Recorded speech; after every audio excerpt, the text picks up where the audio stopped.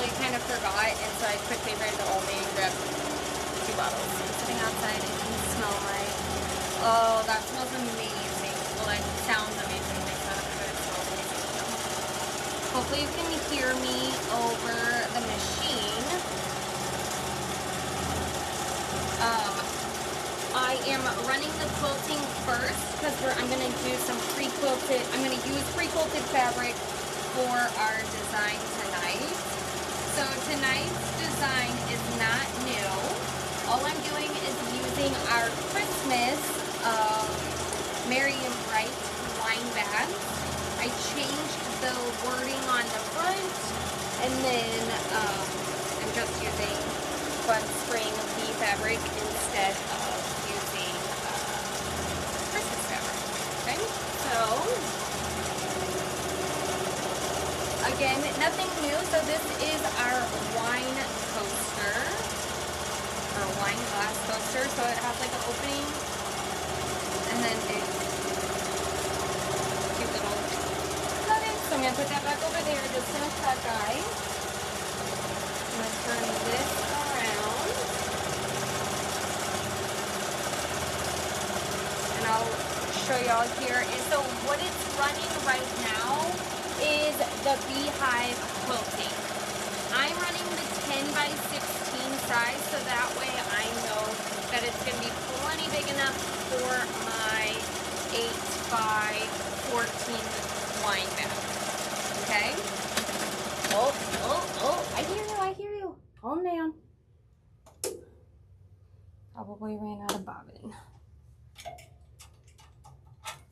Nope. Just got angry. So again, not a new design, just kind of switching up an already released design. So currently what I have on my hoop is a piece of 1 layer of batting and then my cotton fabric. So I'm using the blue bees from the Daisy. Oh wait, hold on. Oh, we gotta go back some. Don't want a hole in our quilting. There we go. So for this one, I'm using the bumblebees and using like a dark navy for the bee. Okay.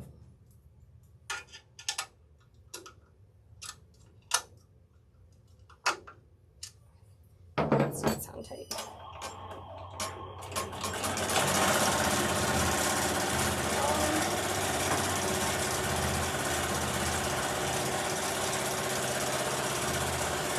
I will bring it back.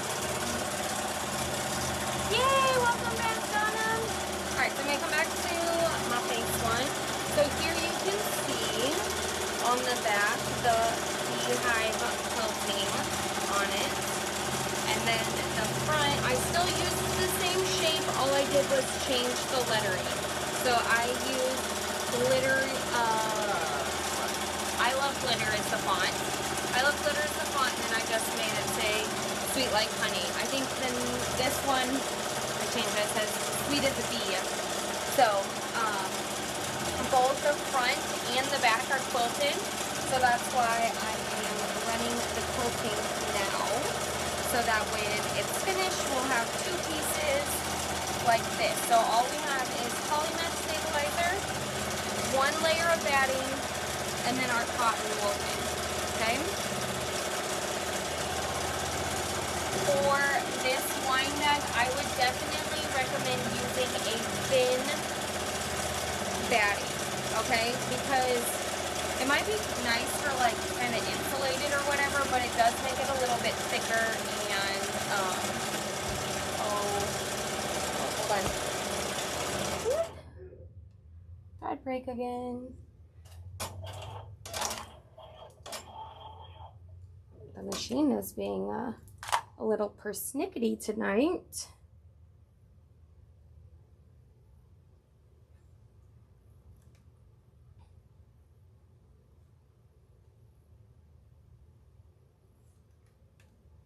There we go. Don't don't mind the mess that you're looking at right now. In case you guys didn't hear, the storefront is moving locations. So I'm working on kind of trying to pack up while still functioning.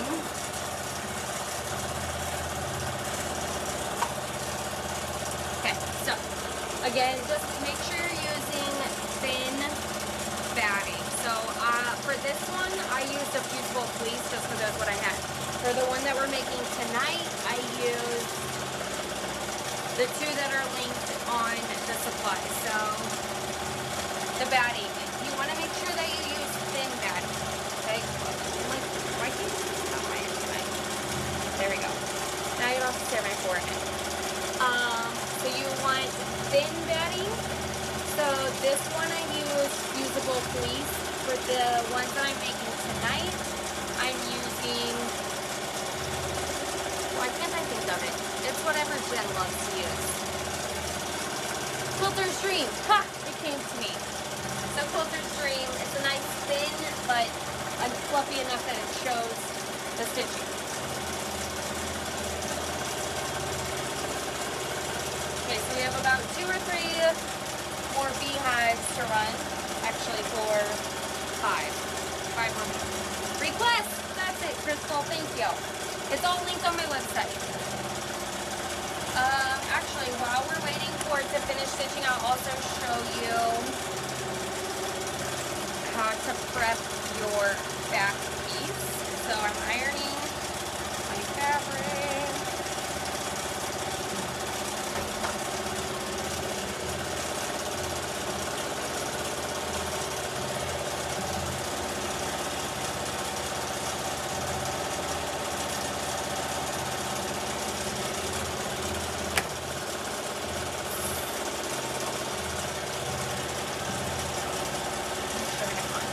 Wait for the machine to stop.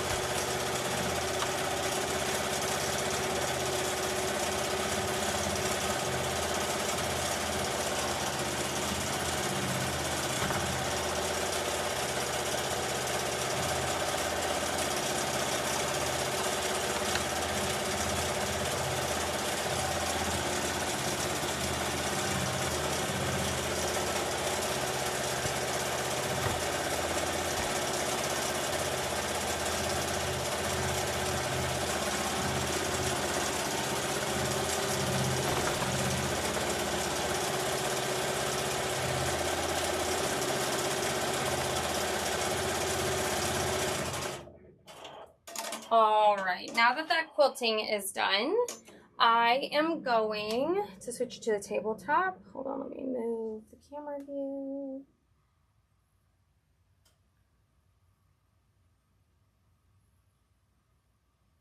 There we go. Awesome. So this is the piece that I already had quilted. So again, you're going to have to do this 2 times before you start your project. So there's one still on the machine, and then I already finished one and I cut it down. I just trimmed as close to the embroidery as possible. Then I have a piece of my liner fabric. It's okay that it's not as wide as my quilted piece because I know that this is too big for what I'm using it for. So my liner piece is plenty big enough. What I'm going to do is take it to the sewing machine and sew one line across this. So that way I can fold it and I have a nice seam for the top of my bag. Now, if you do not have a sewing machine, there is a hooping with one straight line for you to do this on your embroidery machine. Or you could just leave this fabric longer, twice as long, and fold it. That way you have a finished edge that way. So fold and press like that. So I'm just going to take mine to the machine. You can kind of see me in this frame.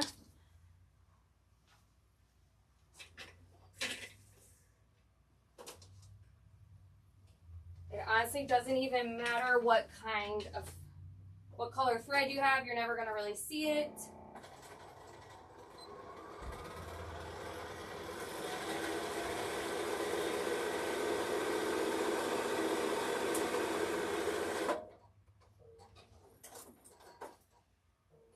Just ran that one nice straight edge. Okay, so now what I'm going to do is take it, I'm going to press it this way and then press it back.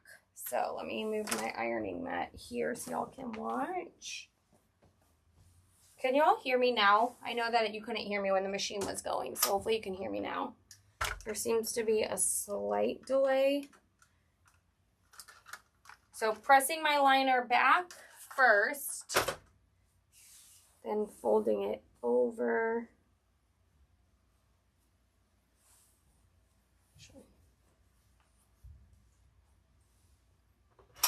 Okay, perfect. I just want to make sure. This is like honestly the most tricky part of the whole design. The bag itself is super easy to put together. It's just getting the quilting done and getting this one piece prepped. Okay, so have that ironed down. So now we have everything prepped for making the actual bag. So this is going to be the back of our bag. This will be the liner. I have another piece of liner, and then I have my applique piece. This is going to go on the front piece, and then we need to take our glass quilting off the machine and unhoop it. So give me 1 second. I need to, so we're going to rehoop our big hoop. Again, I'm going to make the 8x14 size, which is the largest, and that seems to fit a wine bottle pretty perfectly. There is an 8x12 size that also works, and it just has the top of the wine bottle stick out a little bit. And then of course our smaller size, I think the 8x8 is the right size for like the mini bottles. But I've also seen people make these guys and put like hand sanitizer in them, or hold on, my hoop is all kinds of backwards. There we go. So these bags are very versatile. So don't think that, oh, well, I don't drink wine, so I have no use for these. I'm telling you, they can be used for all sorts of things. If you've used them for something else, let us know in the comments. Okay, so I have my tearaway hooked up now. Let's see here.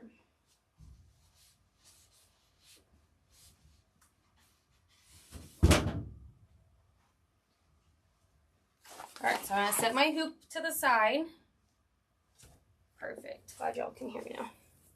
I'm going to take my scissors and just trim this guy down. You could definitely use your rotary cutter too, but let's be honest, my rotary cutter desperately needs a new blade, and well, I don't know where they are right now. So I'm just using my nice sharp Kai scissors. Again, it doesn't have to be perfect because you are, this quilting is bigger than what you need. So again, we quilted the 10x16 size, only going to make the 8x12 hoop size. So we have plenty.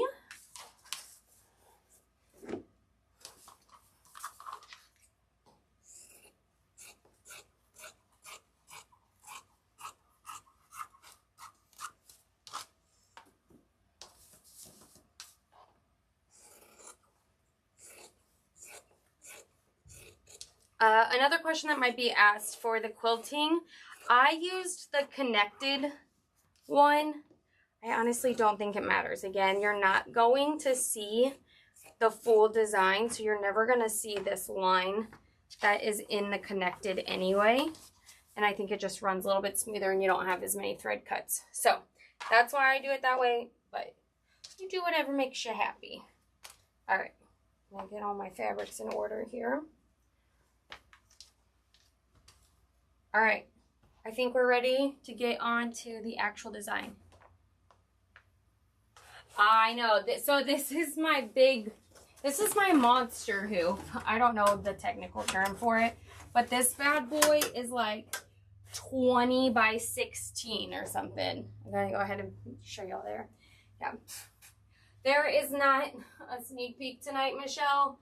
So in the midst of trying to move this store, I have taken a step back from testing just so that I can focus on getting the store packed and moved type thing. So I will tell you that what should have been tonight's sneak peek would have been baseball mug rug, baseball puff banner. I'm trying to make sure I can think of all of them. What else? Oh, and then there's lacrosse and rugby bag tags, I believe. So, unfortunately, no sneak peek tonight because I am out of whack. I actually thought, oh no, I don't have a sneak peek for them, and I was going to try and run something really quick, but I just couldn't pull it off. Okay, so we are ready to actually start our design now. I have, again, tearaway hooped up this time, okay? So we quilted on poly mesh. We're going to make our actual bag on tearaway. I'll show you why when we get to the end. So first step is always our placement stitch.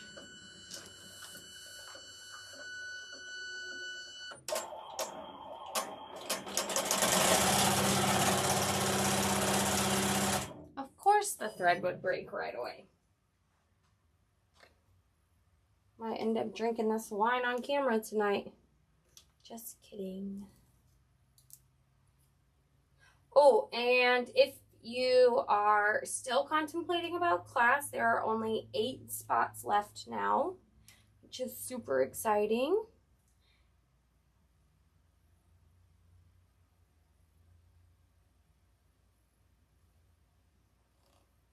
There we go. Oh, it's gonna pop out again. Hold on.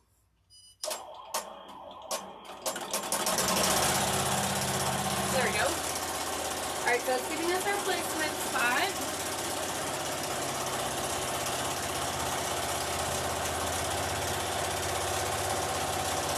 Crystal, the only time that I trace on my machine is if I'm trying to line something up specifically, like for my hooded back towel.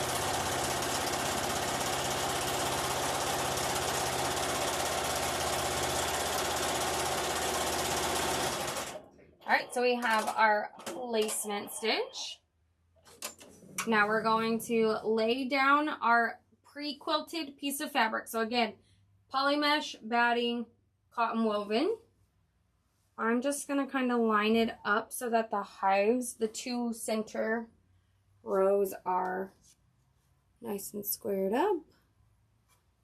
Okay, going to go ahead and run. It's going to give us a little notch. That's going to be important for, oh my goodness, this thing today.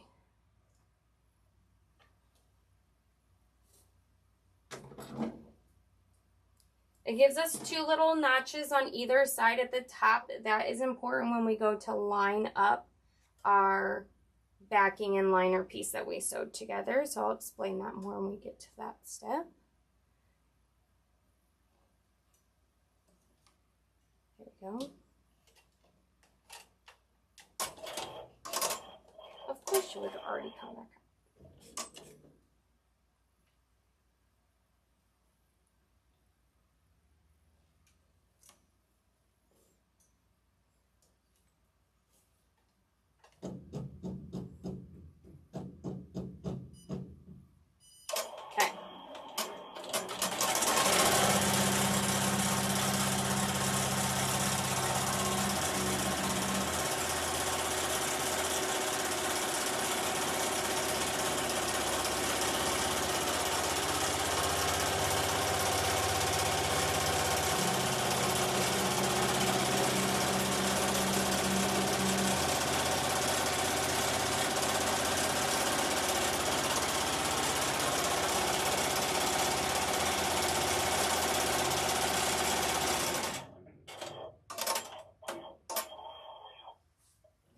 Okay, so thanks for answering my questions for me. Now it's going to give us our applique spot. Yes, class this year is in Missouri, so Troy, Missouri, about 45 minutes west of St. Louis.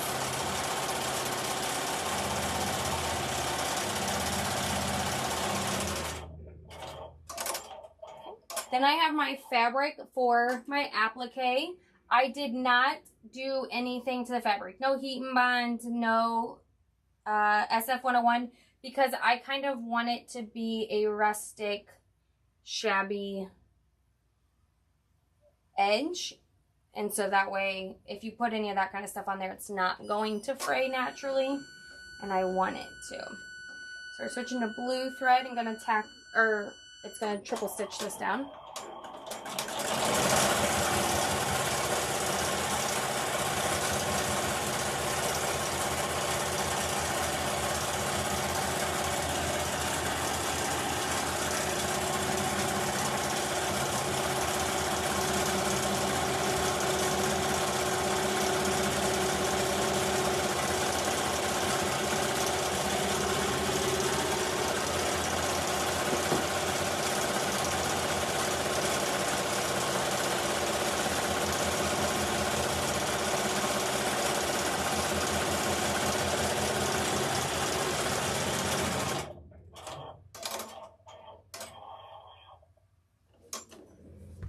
All right, now it's going to do our lettering for us.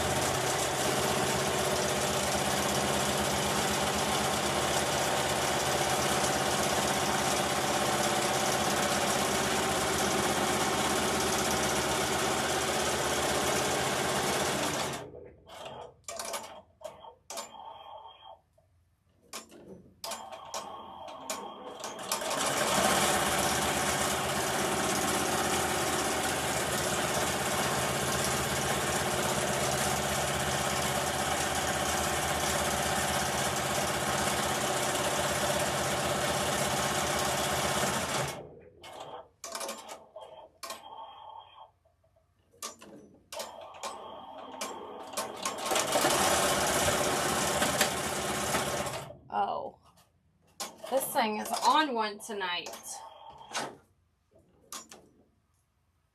The funny thing is we literally just maintenanced it too. I almost feel like sometimes when I maintenance it, I have more trouble than when I just let her be. Just let her be.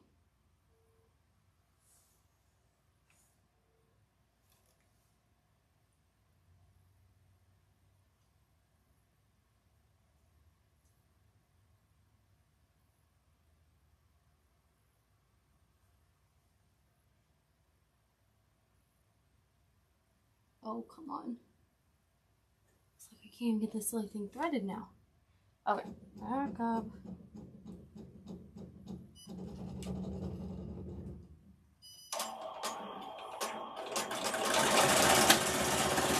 Oh my goodness.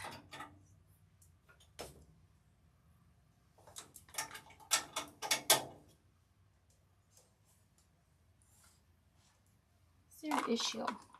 What is your issue?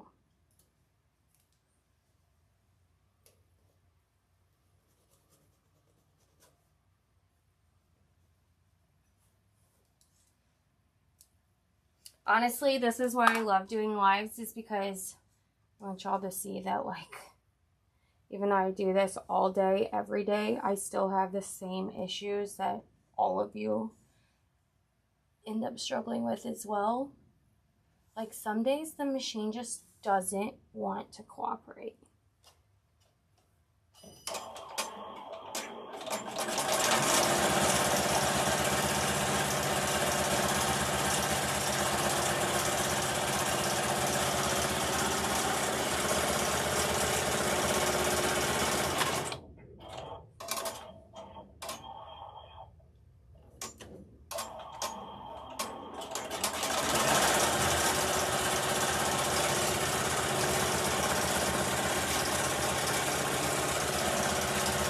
She should be happy for the move. We're gonna have so much more room and space.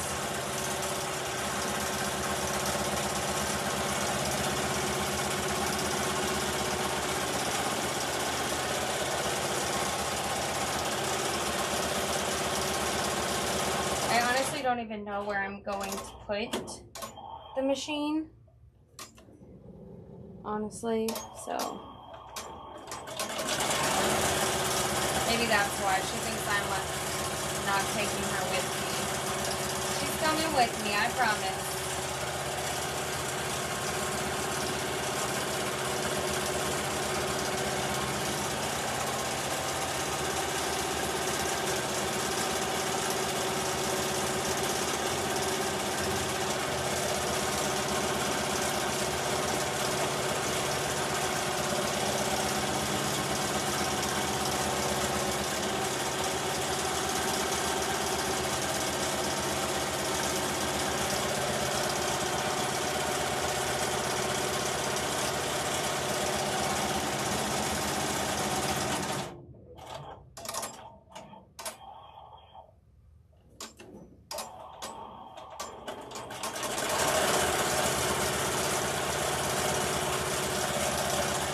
Nope, still just the one machine at the store. I will have new machines at the new store, but the other two big machines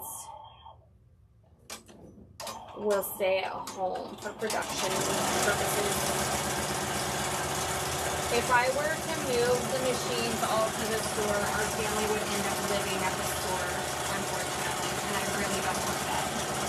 So, like tonight, Drew's able to be running hats on both machines while I'm here running this. And then the kids are in the comfort of our home. They can be playing outside in the backyard with their neighbors and friends and just stuff like that. So just, in the long run, it's just better to, as much as I think it would be so nice to never have to work at home, it's just not feasible for our family at the moment, at least. Maybe if I could convince my husband to leave his family business and just work for mine, but I don't know if that would really work out so well. I'm not sure my father-in-law would be too happy with me.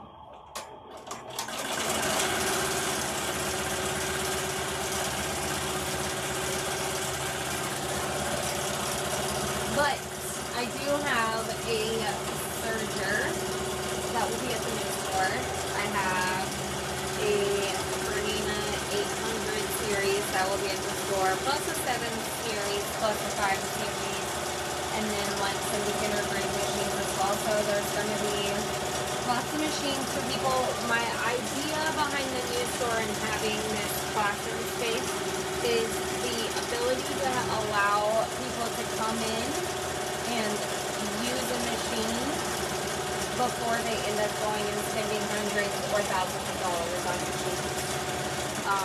Because I see that so often. I would rather people come in and use my machines, try it out, see if it's really something for them before, really, I don't know what it is, before they spend the money on it.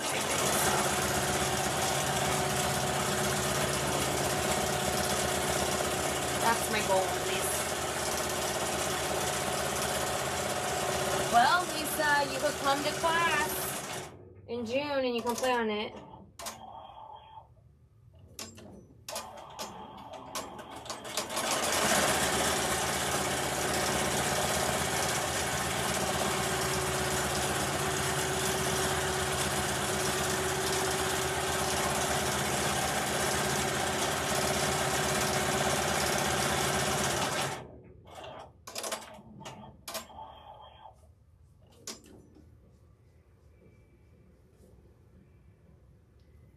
Okay, so I am not going to trim down my applique yet, just because, I don't know, for some reason I like with this one and the funky edges on it, it's still inside my seam, so we're gonna be good. So I'm just gonna wait and trim it down afterwards. So I have that piece that we pre-made.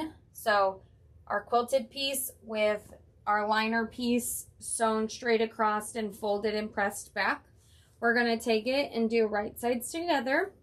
So our main fabric, sorry, I had a brain fart for a second. Our main fabric, the fabric that is gonna be the back of our bag, is facing right sides to the front of our bag. And then the little lines that we got on either side of the top of the bag, that is where we want the top of our fabric to be. If you put it all the way up to the top and it stitches across the top here, you're gonna be sad because it's gonna sew it shut. It's gonna put one thread down here just because I added that font or whatever. So now it's going to go back up to the top right corner. You want to make sure it starts right there at the top of your fabric. Fold.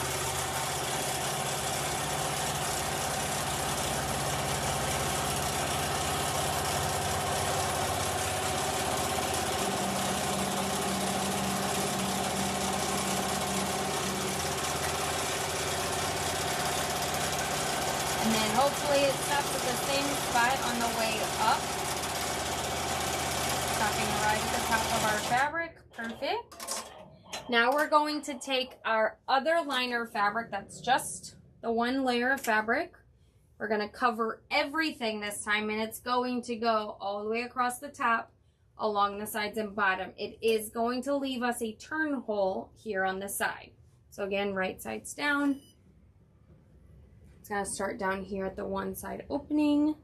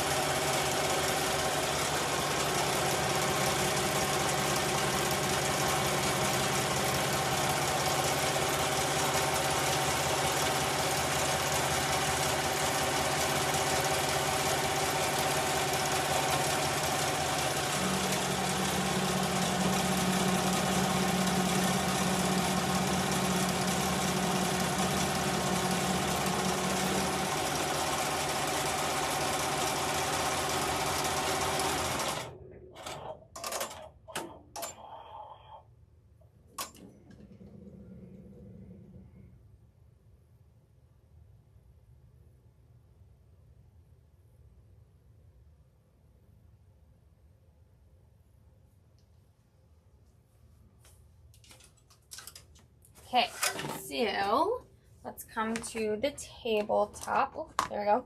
Tabletop. So remember, we used tearaway stabilizer for this project because look how easy. Let me just pop this bad boy out.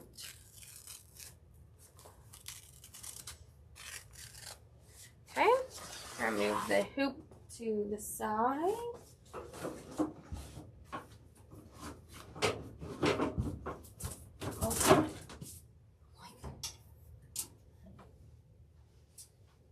Okay, so I like to pull all our stabilizer out. If you were to use cutaway, it's fine if you're not using the quilted fabric, but if you were to use the cutaway with the quilted, it would just make it so stiff. You wouldn't really have much give in your fabric. So, plus I like that I can rip it all out. And we still have the structure because we used poly mesh for the quilting part. So we're good on that part.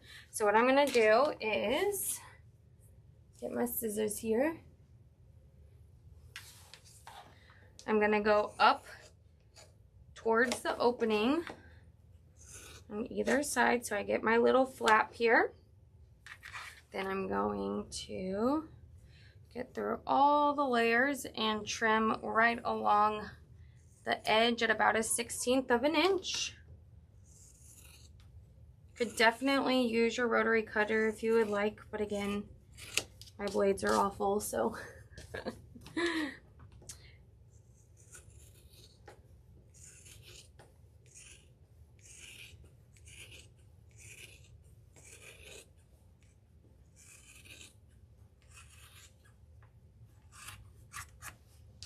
Okay, I'm gonna save these 2 strips because I can use them for the ties for the bag closure.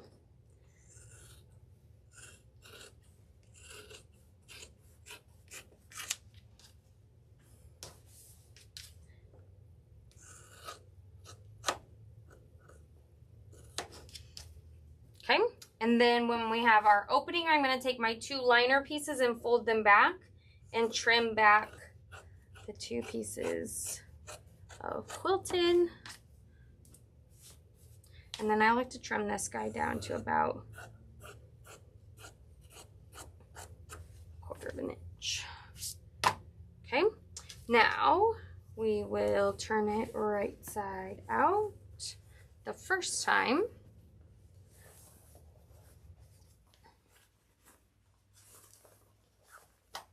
Get my handy dandy chopstick here and poke out these corners. So you'll see here's the top of our bag with the opening.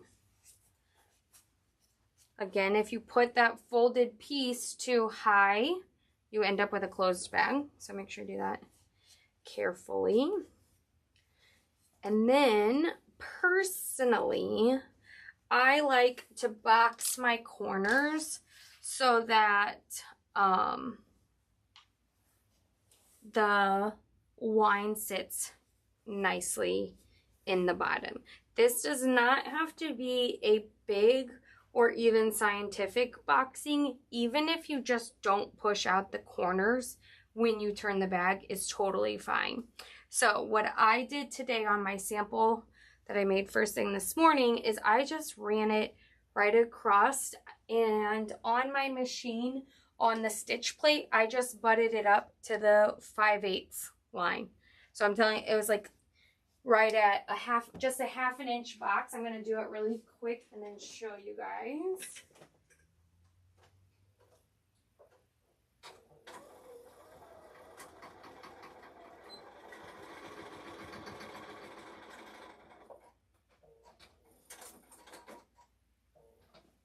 And you're going to do it to both sides of the bottom.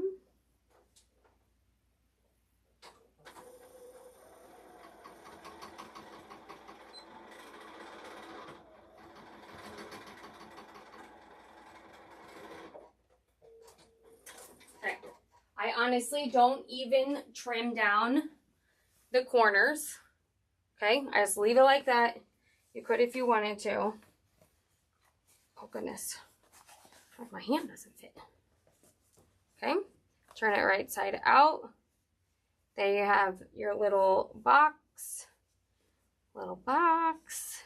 Okay, then, show what missing. Yes. Right, and like I said, if you don't have a sewing machine or you don't feel comfortable doing the boxed part, you can absolutely just tuck them in. That's what I did for the longest time because I was always afraid of my sewing machine like a crazy person.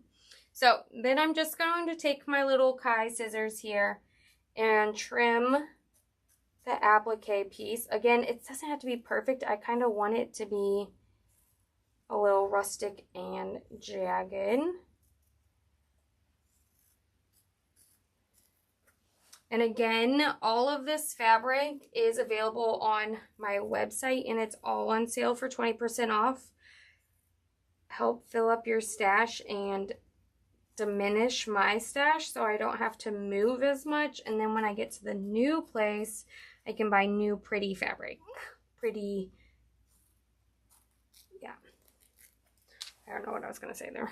A brain fart. I mean, my fabric's already pretty, but I want more pretty fabric.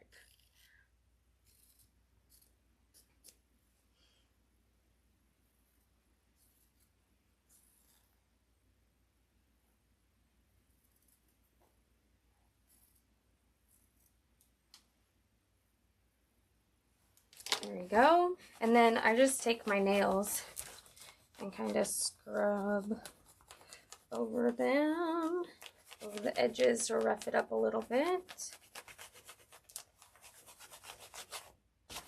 Okay, take my lint roller and get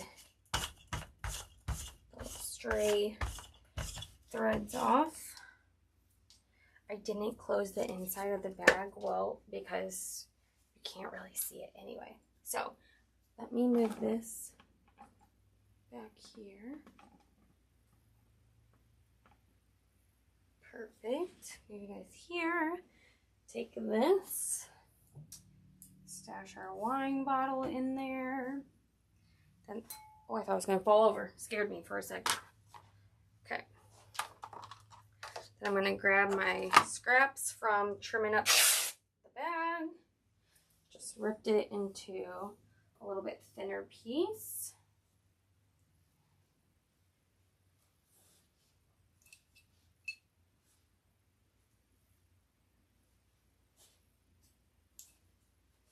And there you have it.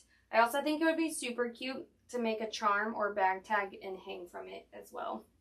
But how cute is that? So gift a little bottle of wine, 2 wine glasses, and 2 little coasters. Oh, perfect little gift set. This bee fabric is Daisy Fields. That's the line, is Daisy Fields. Okay.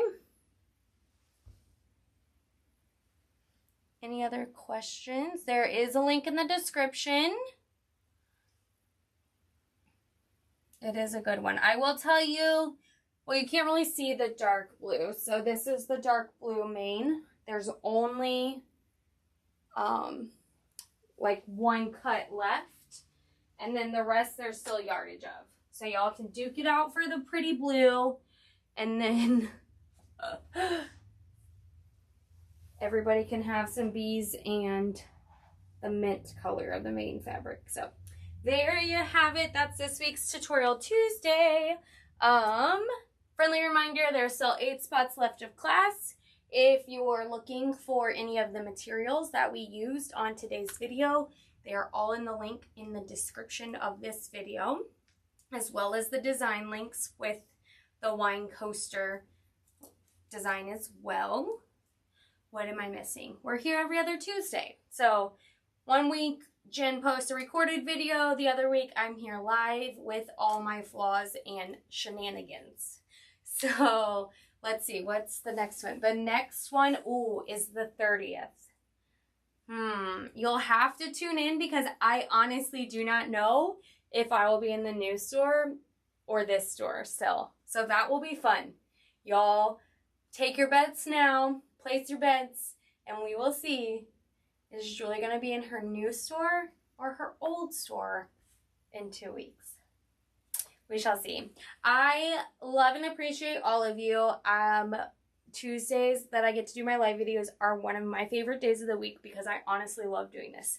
So I appreciate you tuning in. I appreciate you commenting and being interactive, and I love all the positive vibes saying that I'm going to be in the new place. I would be overjoyed if I was. So thank you, thank you, thank you. If there's ever a particular video you would like to see, drop it in the group, drop it in comments, something, and we can try and work it in the schedule. All right? So again, thank you. I love you all, and I hope you have a good rest of your week.